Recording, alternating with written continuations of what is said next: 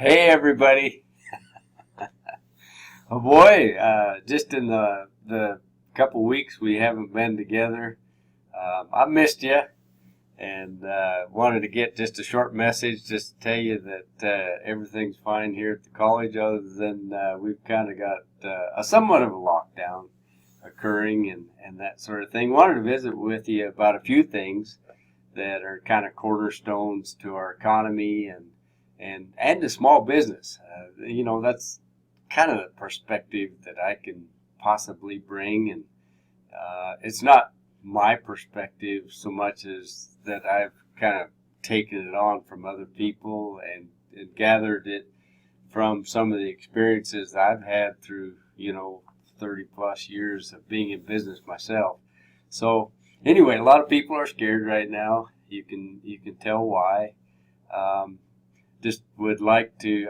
I've got a graph up here of the S&P 500 over the last 40 years, and you can see this. This is why I keep trying to get people, or keep reinforcing the fact that we're not going to hell in a handbasket. There's things happening right now. And that sort of thing, maybe enough to make you pay attention, maybe not, especially at some of your ages. You might not have a lot of perspective of it, but from visiting with you and knowing that you're extremely smart and academic, you're probably paying attention to some of this stuff going on, of course. And of course, this is the last 40 years in the stock market, and you can see that from 1980 on, we have done nothing but basically move up and to the right. You get tired of that phrase, probably, and probably already are tired of it. But anyway, the perspective of flying, we probably need to move up to the 40,000 foot marker in order to take a look at a lot of this stuff. People can get scared and panicked and that sort of thing. We used to call this, and I relate to it, in my business we use livestock, horses and mules and that sort of thing. And of course you can't control something at times that has a brain of their own, as trying to avoid any conflict that they might encounter. But we called it feet in concrete syndrome.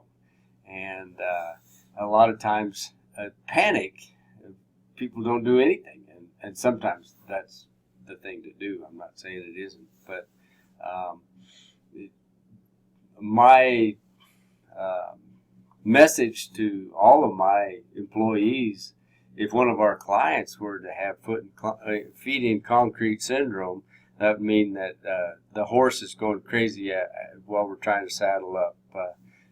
Might be bucking, might be doing anything, pulling back on the hitch and rail, that sort of thing. That's really a dangerous situation for some people. Some people will get out of that situation, but by and large, people that haven't been in it will just stand there.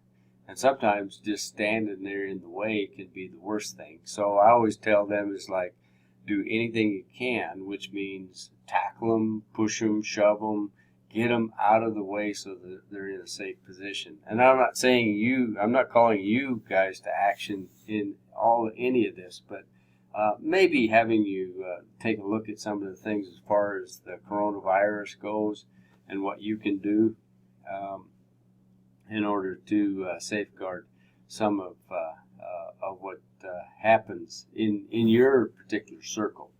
And I basically do agree that we probably need a full national lockdown for just a short period, with a beginning and an end, so that people's lives, we can just kind of go back to normal in an abnormal sense, so that we know the beginning and we know the end, and we can plan for it, and we'll have some knowns. Right now we're working with a lot of unknowns.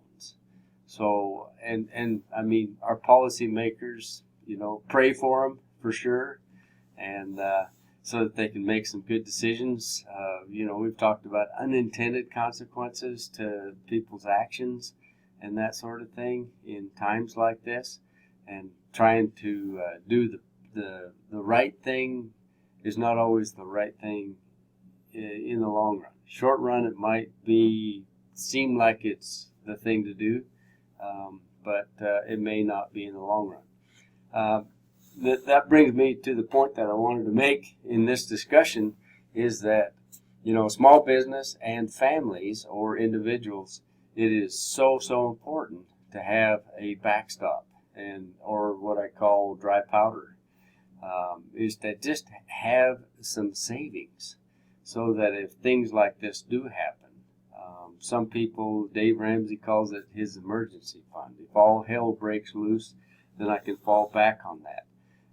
It allows for us to have more options. It allows for us to be more thoughtful during these times when possibly most everybody else is panicking. And we can make better decisions that way. There's at the national level, they're trying to get some economic stimulus out there, and the Fed's coming in and entering the markets. The liquidity of the markets are in danger, and I do understand a lot of that. I mean, there's people moving financial assets around, and in order to do that, you have to have financial liquidity, and the Fed's coming in and supplying that. Will there be unintended consequences for the quantitative easing that's going on right now? Generally there is. Sometimes the cure is worse than actually dealing with it. But these are exercises and times that we can actually learn from, and pay attention to guys like Warren Buffett. Why did he have $128 billion in cash?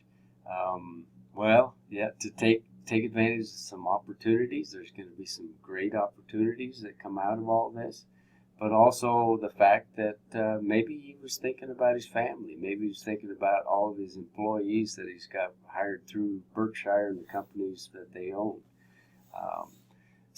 And we can think of that on a personal level, from a personal finance level. Do we have savings? If we don't, there's going to be another one of these viral or financial step backs in our future. Typically, we've had them happen about every 10 years, and 9/11 was an example. The financial mortgage crisis of 2008, some that might be in some of your memories as far as that goes. And during those times, people that had some cash, some personal savings, emergency funds, and that sort of thing, came out of that looking a lot better. I'm not saying that they're not going to take a step back financially, but on the same token, they were allowed to pick up and go. It worries me that on the policy level, you listen to any of the news, and they need to step in today to save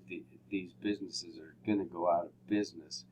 They can't last to the end of the month, let alone the next couple of months, if they don't step in. And that's one of the problems. It's one of the symptoms of actually not planning too well.